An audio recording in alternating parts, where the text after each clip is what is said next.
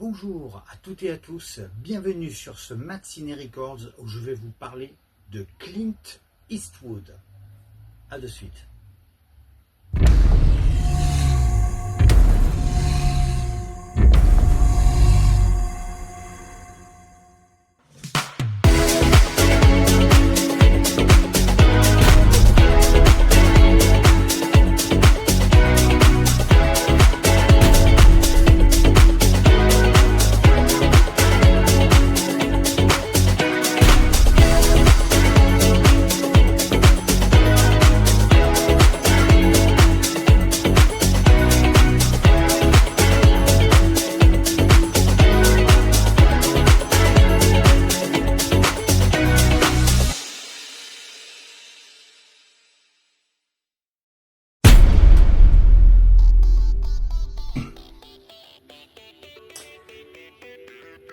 Eh bien bonjour à toutes et à tous pour ce nouveau numéro. Donc nous allons parler de Clint Eastwood, mais juste avant de vous montrer une partie de ma collection Clint Eastwood et vendredi prochain la deuxième et dernière partie, on va attaquer les Mad Movies. Mais juste avant les Mad Movies, je vous fais un petit aparté. Voilà, par rapport à la vidéo précédente sur les mangas, le fameux sur les dessins animés d'anticipation, le fameux Les Maîtres du Temps de René Laloux. Alors je l'avais présenté en DVD, je vous l'avais dit que je l'avais en Blu-ray aussi, donc voilà le fameux Blu-ray. Il est ici. Il est superbe, alors évidemment, la qualité du son et de l'image est absolument grandiose. Les Maîtres du Temps de René Laloux, qui est absolument magnifique. Et je vous avais parlé par rapport au générique, là, mon générique, vous avez bien vu que le visuel de mes génériques, l'écriture, en fait, rend hommage justement à ce superbe dessin animé. Vous voyez, c'est à peu près de la même manière, Les Maîtres du Temps. Voilà. Celui-là, je vous le conseille, il est très très bien. Il y a aussi La Planète Sauvage et aussi Gandhar à avoir, à posséder, mais celui-ci c'est un chef-d'œuvre. Allez, je vous le mets là. Voici deux Mad Movies absolument grandioses. 1900, alors là on est plutôt en 1998, non 89, on n'est pas en 98, pardon, on est en 1994, mai 94, le numéro 89, à chaque fois je confonds l'année 89. Voilà, il était à 20 francs, voici celui-ci, la collection Les Nuits Fantastiques. Regardez-moi ça. Allez, je vous les mets bien devant.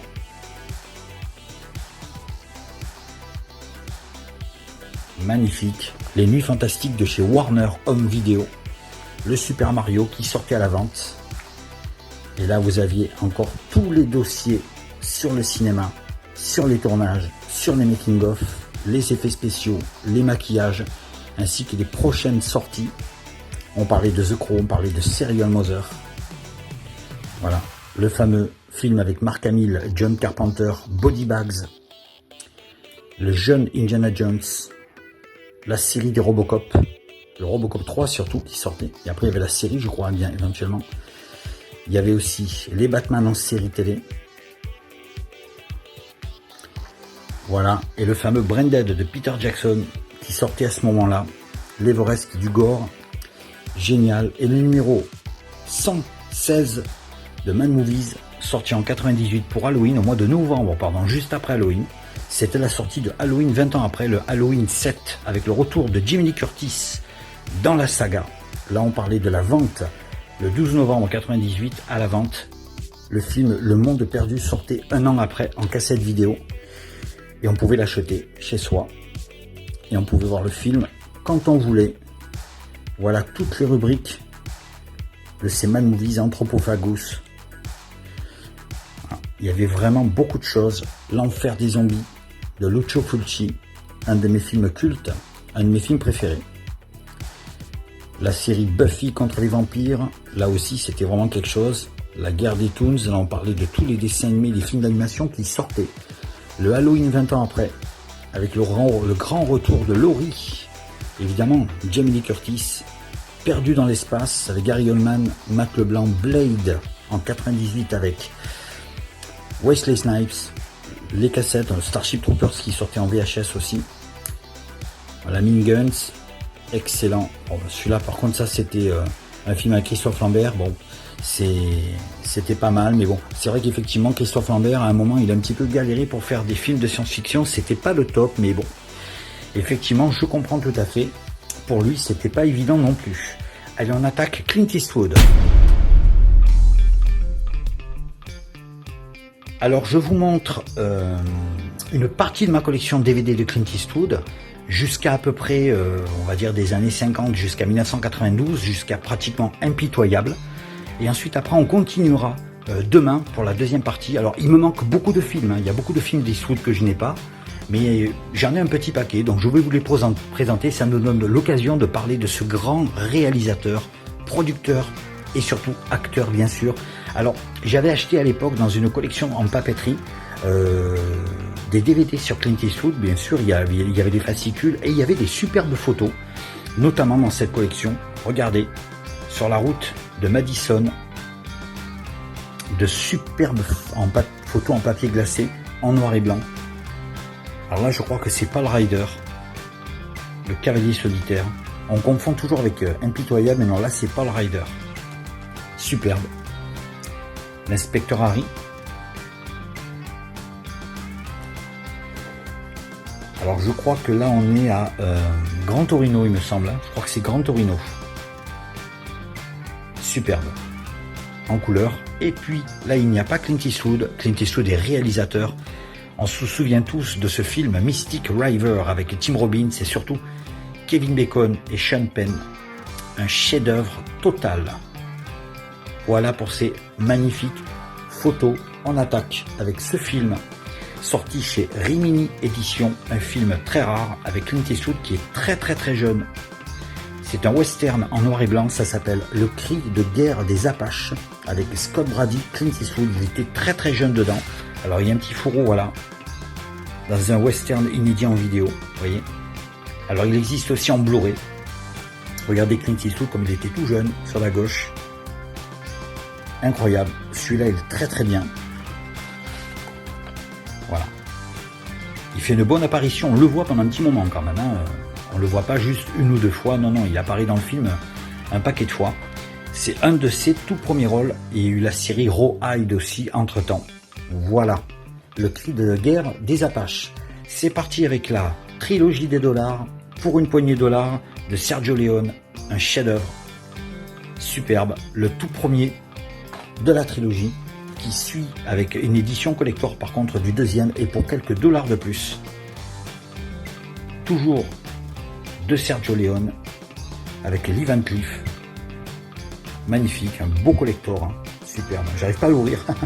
J'arrive pas à l'ouvrir en fait. Ah oui, je sais pourquoi j'arrive pas à l'ouvrir, parce que dedans il y a un fourreau exprès qui tient tout le reste. Mais le voilà, il est là, il est superbe. Et puis il y a celui-là que j'ai en version longue aussi. Le fameux, le bon, la brute et le truand. Avec Clint Eastwood, Lee Van Cleef et Eli Wallach. Un de mes westerns favoris, si ce n'est peut-être le numéro 1 de tous mes westerns préférés. Pas que de Clint Eastwood, mais tout western confondu, pratiquement. On continue avec celui-ci, Pendeléo et court, 1972, je crois, 68, pardon, 68. Ouais, c'est celui-là. Réalisé par Ted Post. Il y a aussi celui-ci, toujours dans la chronologie des films de Clint Eastwood, Un shérif à New York, superbe. Alors, il n'a pas fait que des films chez Warner, il y a aussi MGM, mais il y a aussi Universal, réalisé par Don Siegel. Je ne sais pas si c'est d'ailleurs leur première collaboration, il me semble bien. On continue, 1968 toujours, Quand les aigles attaquent, avec Richard Burton, un film de guerre, sorti chez Warner. J'aime bien cette collection, la Clint Eastwood anthologie. C'est très bien. Celui-là, il est génial. Il a été diffusé sur Arte il n'y a pas très longtemps. Allez, on continue. Série à Torrid, avec Shirley MacLaine. Celui-là est très bon. Il y a un côté un petit peu Lucky Luke, hein. La bonne sœur avec le chouchou, là. Superbe. Mais j'adore ce film. Voilà. De Don Siegel. Une bonne sœur, pas si catholique que ça, si vous voyez ce que je veux dire. De l'or pour les braves, Clint Eastwood, Telly Savalas, Donald Sutherland. Voilà un film de guerre génial. Et Jean-Paul Belmondo en fera en 1984 un remake, Les Morphalous. Mais je préfère quand même plus celui-ci. Les Morphalous est très bien, mais celui-là, est quand même nettement meilleur. On continue, Les Proies, sorti chez Universal. Celui-là est grandiose. Don Siegel, toujours à la réalisation. Voilà. Très très bien. Les Proies, encore un grand film de Clint Eastwood. On continue, L'Inspecteur Harry, le premier du nom, 1971, avec le fameux Scorpio, l'acteur Andrew Robinson, qui joue un rôle absolument dingue dans le film. Là, il se fait appeler Andy Robinson, vous voyez, qu'on retrouvera dans Cobra, dans Chucky 3 ou dans Hellraiser notamment. Le premier Inspecteur Harry de la saga, un vrai chef-d'œuvre total. Celui-ci, Joe Kidd, là on est en 1972, un western superbe. Là, Clint repart vers les studios Universal pour faire ce magnifique western. On continue, L'Homme des Hautes Plaines. Alors celui-là, c'est un western beaucoup plus sombre que les précédents. J'adore ce film. Très très beau. Et là, le film est réalisé par Clint Eastwood. Il me semble bien que c'est sa première réalisation, je ne sais plus. Dites-moi dans les commentaires, je ne crois pas que ce soit celui-là, mais il me semble. Voilà, 1973, L'Homme des Hautes Plaines. Alors, dedans, il y a un acteur que j'adore, voilà, il est là. Le père de l'actrice Juliette Lewis, le fameux Jeffrey Lewis, il est là, il joue dans le film. Magnifique. Magnum Force, la suite de l'Inspecteur Harry, c'est l'Inspecteur Harry numéro 2. Magnum Force, avec notamment notre cher Arlo Brooke, que l'on a vu notamment dans Creepshow. Et il y a David Soul, le fameux Hutch, le blondinet Hutch, Starsky Hutch. Et oui, David Soul, il est là dans le film. Un film absolument génial. Alors le film, l'histoire, le scénario est de John Milius, que vous connaissez tous, puisque c'est lui qui réalisera plus tard Conan le Barbare. Toujours un film de Ted Post. Voilà, il y a aussi Michael Cimino qui a réalisé notamment L'Année du Dragon avec Mickey Rourke, qui est au scénario lui aussi. Un de mes préférés. Il y a celui-ci, José Wells, Hors la loi, un western superbe, 1976. Alors là, il y a un casting, il y a des acteurs que j'adore, il y a John Vernon, il y a Sondra Locke, l'actrice qui sera un petit peu, on va dire sa petite amie pendant de nombreuses années, Sondra Locke. Et il y aura aussi dans ce film, il me semble, Will Sampson, le grand indien qu'on voit dans Orca, qu'on voit dans Poltergeist 2 notamment, et dans Vol au-dessus de Nid de Coucou. Il me semble bien qu'il joue dans ce film-là. Il joue le rôle d'un chef indien. José Wells, Hors la loi, Clint Eastwood. Superbe. Et puis ce troisième épisode de l'Inspecteur Harry, l'inspecteur ne renonce jamais. En 1976, toujours. Là aussi, pareil, j'adore cette actrice. Superbe. Alors, il y a Tyndale Daly, évidemment. Il y a Bradford Dillman, Harry et Guardino. Voilà. Celui-là est absolument incroyable. The Enforcer. Le titre original, The Enforcer. Voilà, c'est ça. L'inspecteur ne renonce jamais. Le troisième de la saga. On continue toujours dans les années 70 avec L'épreuve de force. Toujours avec Sondra Locke, qui est en fait la compagne de Clint Eastwood, non officielle, on va dire, dans les années 70 et les années 80. L'épreuve de force, qui est très bien. Celui-là est absolument incroyable. Je me souviens, on se souvient tous de cette poursuite avec le bus. C'est grandiose. 1977. 1978. Doux, dur et dingue. Alors là, Clint va partir vers un style un peu plus comique. Il partira vers la comédie d'action. Là, on part vers les comédies un peu du genre Bud Spencer et Terence Hill et Bud Spencer. C'est un film au coup de poing, c'est le cas de le dire. On rit énormément et on passe un très bon moment. Il y a Jeffrey Lewis qui joue dans le film, il est là. Voilà. Là aussi, pareil, très beau casting. Beverly D'Angelo, elle est là aussi. Superbe.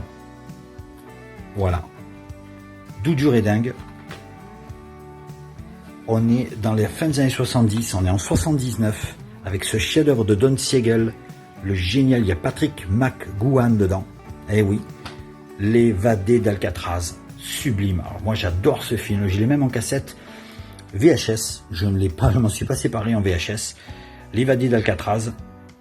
Il y a celui-ci, Ça va cogner, qui est en fait la suite de Doux dur et dingue, tout simplement. C'est la suite. C'est le deuxième film de la saga, il y en a eu 2. 1980, là aussi pareil.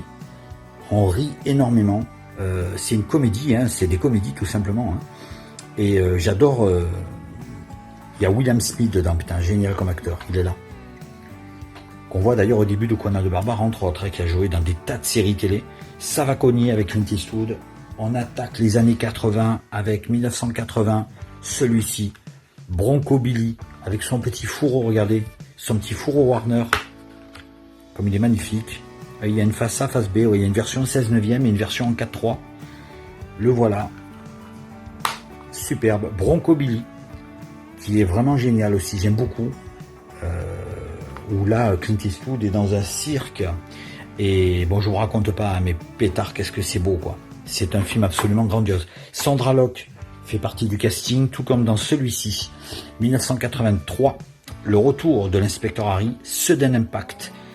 Très sombre, beaucoup plus sombre que les 3 précédents, mais un film absolument incroyable, un film coup de poing, un film policier beaucoup plus noir et beaucoup plus dur que Eastwood avait l'habitude de nous faire à ce moment-là. Mais celui-là est très très bon. 84, là on joue sur la légèreté, on part vers une espèce de comédie policière, haut les flingues, avec Clint Eastwood et Burt Reynolds. Regardez. Superbe. Celui-là, c'est une comédie de 1984. Ils sont géniaux tous les deux, ensemble. C'est vraiment la rencontre qu'il fallait. Magnifique. C'est Richard Benjamin qui a fait le film. Alors Richard Benjamin, c'est le réalisateur de J'ai poussé une extraterrestre, avec Dan Aykroyd et Kim Basinger. Et Richard Benjamin, on le verra aux côtés de James Brolin dans le film avec Yul Brynner, le fameux Monde Ouest. C'est son pote, là, le moustachu, celui qui a la moustache, c'est lui Richard Benjamin. Et qui deviendra d'ailleurs réalisateur et réalisera ce film aussi. 1985, Paul Ryder, le cavalier solitaire, je vous ai montré la photo tout à l'heure. Le grand retour du western, 1985, à l'époque où le western n'était plus vraiment à la mode, Clint Eastwood casse les codes avec ce chef-d'œuvre où il y a d'ailleurs Chris Penn qui joue dedans. Et il y a toujours Sandra Locke. Hein. Sandra Locke, elle y figure dans le film. Je crois bien qu'elle est dedans, il me semble. Il me semble bien, quoique non, elle n'est pas dedans. Non. Elle est plus dans celui-là, je pense pas. Non, elle y est plus. Elle y est plus. Mais elle a joué dans le précédent quand même. Le Maître de guerre, en 1986. Là aussi, pareil. Là, c'est Clint Eastwood qui produit et réalise le film en 1986. Un film absolument génial. Un autre que j'ai beaucoup aimé, 1988. Je l'avais vu au cinéma aussi. L'inspecteur Harry est la dernière cible, le 5e et dernier épisode de la saga des inspecteurs Harry. Après l'inspecteur Harry, Magnum Force, l'inspecteur ne renonce jamais et Sudden Impact. Celui-ci voit l'arrivée notamment d'un personnage, d'un acteur qui sera très connu plus tard, un certain Jim Carrey. Jim Carrey joue dans le film et il y a Liam Neeson aussi, qui joue le rôle d'un réalisateur de films d'horreur. Et là, nous sommes en 1990. Alors, il y a quelques films, vous voyez, que je passe, que je n'ai pas. Mais que Pink Cadillac, notamment, il y en a plein que j'ai pas. Mais je compte me les procurer et je vous les montrerai dès que je les ai. Voilà, dès que je les ai, je ferai un autre spécial Clint Eastwood pour montrer le surplus qui aura été mis entre-temps. La relève, alors avec Charlie Sheen. Alors, un film qui est sous-estimé, je pense, parce que Clint Eastwood a voulu tout simplement partir dans un film d'action, pur et dur, un peu à l'arme fatale, dans le style l'arme fatale. Voilà. Moi, j'ai bien aimé celui-là. J'ai bien aimé. Évidemment, le film est un petit peu plus faible par rapport à tous les autres films qu'il fait, mais les scènes d'action compensent justement cette faiblesse. Roy Julia, qu'on a vu dans Tequila Sunrise, et il jouera le rôle de Gomez dans Les Familles Addams. Et celui-ci, 1992, Clint Eastwood dit adieu, tire sa révérence pour le western. Et là, il nous sert un western sublime où il réalise le film. Clint Eastwood, Gene Hackman, qui nous a quittés il y a quelque temps, Morgan Freeman, Richard Harris, impitoyable. Voilà, celui-là, alors là, 4 Oscars. 4 Oscars. Voilà. Là, Clint joue le rôle de ce fameux cavalier solitaire qu'on a toujours connu dans tous les films qu'il a fait. Et il se retrouve seul, même quasiment veuf, avec ses 2 enfants. et il repart pour une dernière mission avant de pouvoir les rejoindre. C'est vraiment très touchant, c'est un film bourré d'émotions et on ne peut pas s'empêcher d'avoir notre petite larme à l'œil à la fin du film, comme à chaque fois, parce que Clint Eastwood évidemment a toujours un rôle très attachant dans ses films, et là celui-là en est un très très bon exemple. Impitoyable, un chef-d'œuvre sublime, sorti en 1992.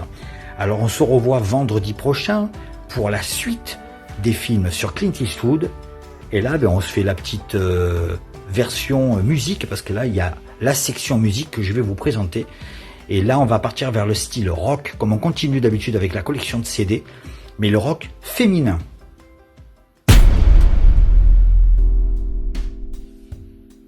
On continue la collection en CD, la section rock, comme j'avais stoppé depuis la dernière fois. Mais là, on a une petite parenthèse féminine. Alors, je vais vous montrer exactement. Je suis en train de les placer pour vous les montrer. Il y a une chose que j'adore dans le rock, moi, c'est les voix féminines. J'adore quand les femmes sont rock'n'roll et j'adore leur voix. Elles ont une façon de faire par rapport aux hommes qui est complètement différente. Et cet album en est un très très bon exemple.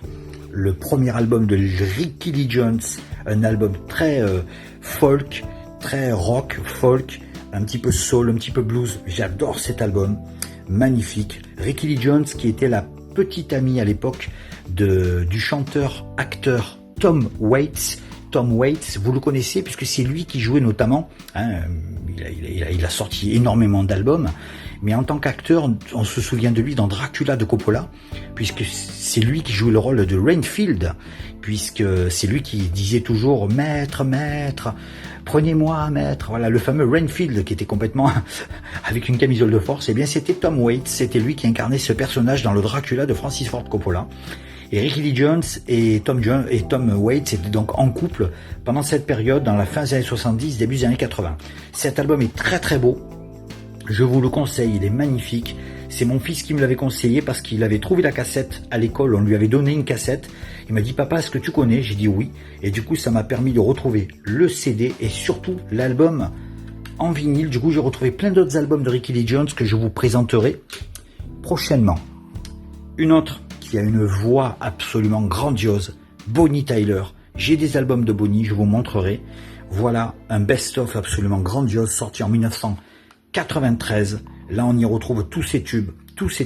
Faster Than the Speed of Night, Total Eclipse of the Heart, Holding Out for a Hero, It's Harlish, If You Were a Woman, Here She Comes, et le fameux, alors je vais essayer de le dire, Loving You is a dirty job, but somebody's got to do it.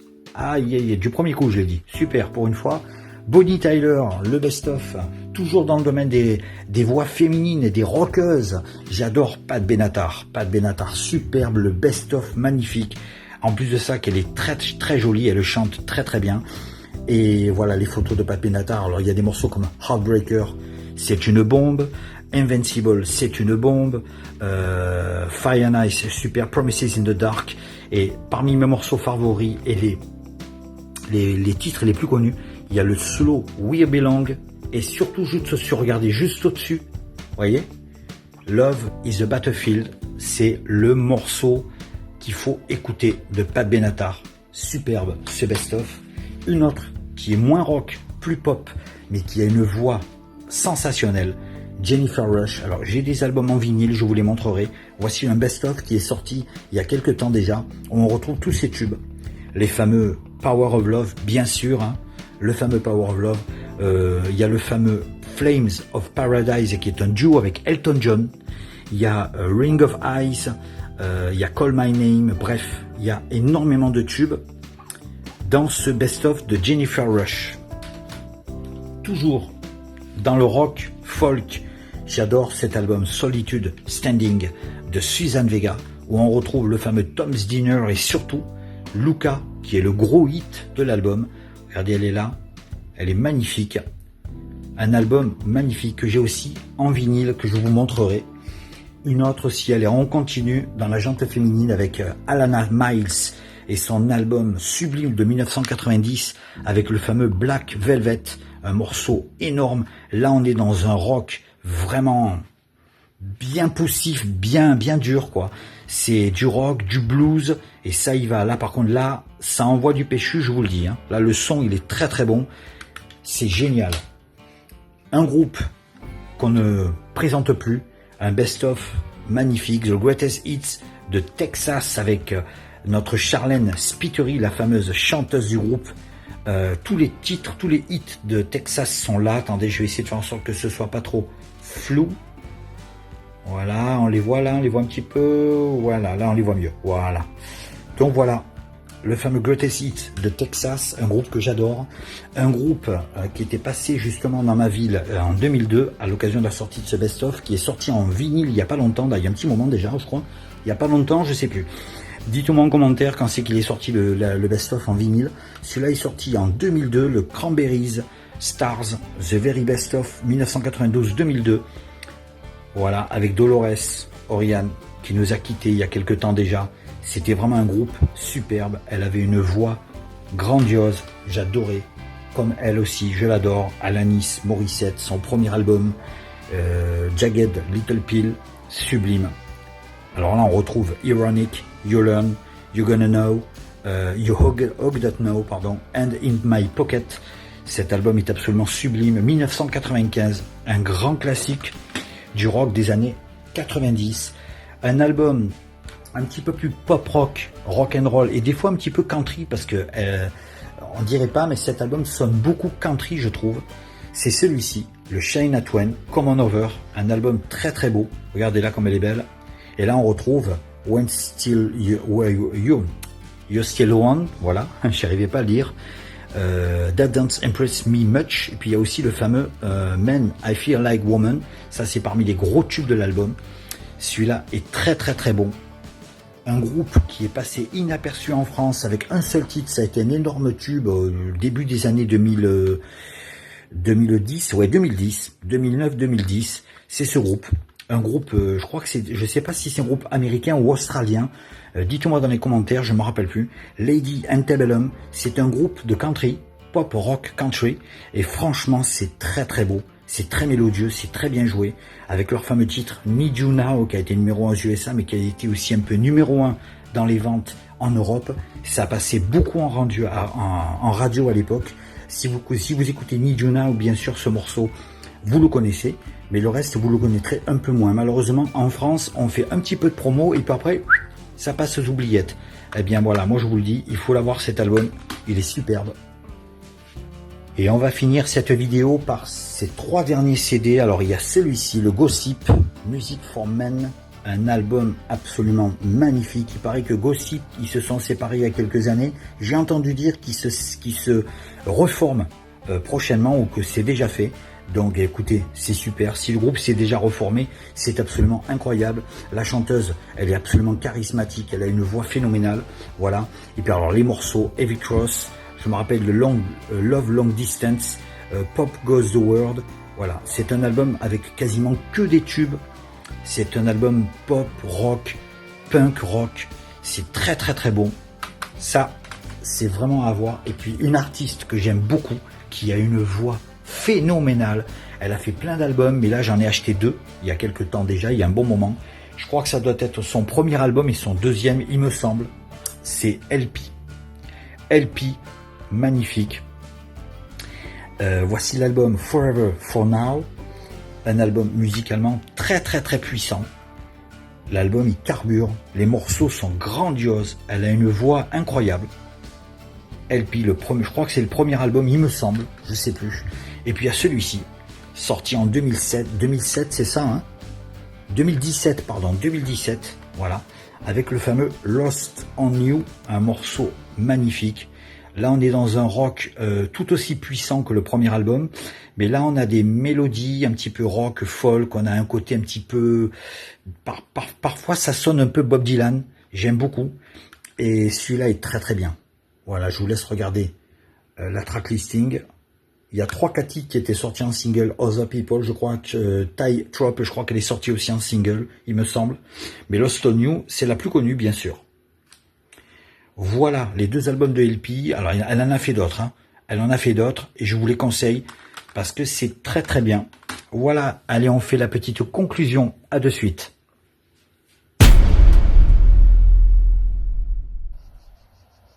Et bien voilà, j'espère que ce spécial Clint Eastwood vous a plu. Je vous donne rendez-vous vendredi prochain pour la suite de la collection Clint Eastwood. On en reparlera encore. Je vous souhaite à toutes et à tous un très très bon week-end. À bientôt les MAD. Salut.